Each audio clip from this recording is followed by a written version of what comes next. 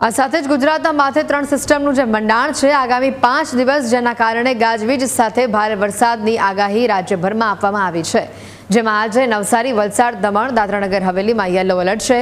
11 જુલાઈએ એટલે કે આવતીકાલે વલસાડ, નવસારીમાં છૂટાછવાયા વરસાદી ઝાપટાની શક્યતા છે। 12મી જુલાઈએ અમરેલી, ભાવનગર, મહીસાગર, દાહોદ, નવસારી, વલસાડમાં છૂટોછવાયો વરસાદ જોવા મળશે। 13મી જુલાઈએ અરવલ્લી, દાહોદ, મહીસાગર, પંચમહાલ, છોટાઉદેપુર, અમરેલી, ભાવનગર, નવસારી અને વલસાડની અંદર વરસાદનું એલર્ટ આપવામાં આવ્યું છે। 14મી જુલાઈએ બનાસકાંઠા, સાબરકાંઠા, મહીસાગર, દાહોદ, અરવલ્લીમાં વરસાદનું એલર્ટ આપવામાં આવ્યું છે, જે પ્રમાણે વરસાદની શક્યતા વ્યક્ત કરવામાં આવી છે। 3 દિવસમાં માછીમારોને દરિયો ન ખેડવાની પણ સૂચના આપવામાં આવી છે। ગુજરાતના માથે 3 અલગ અલગ સિસ્ટમનું મંડાણ જોવા મળી રહ્યું છે, જેના કારણે 14 જુલાઈ સુધી રાજ્યમાં આ જ પ્રકારે વરસાદની સ્થિતિ જોવા મળશે।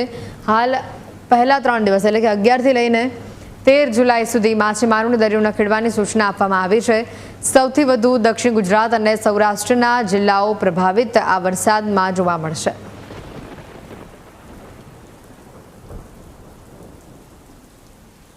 पाँच दिन है, इसे 10 तारीख से लेकर 14 तारीख तक फैली widespread light to moderate rain होने का संभावना है। गुजरात क्षेत्र में रेन होने का संभावना है। अगले 5 दिन तक आपका थंडरस्टॉर्म का वार्निंग दिया गया है, लाइट टू मॉडरेट दोनों क्षेत्रों के लिए 8 से लेकर आपका 12 जुलाई तक।